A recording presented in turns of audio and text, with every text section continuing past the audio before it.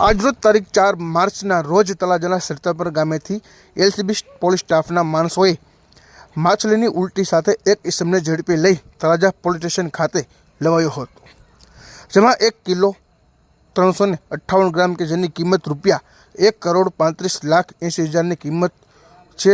વહેલ માછલીની ઉલટી કે જેને એમેગ્રીસ પણ કહેવામાં આવે છે. આ સમગ્ર ઘટનામાં વધુ વિગતો મેળવા રહી છે, વધુ વિગતોની રાહ જોવી રહી.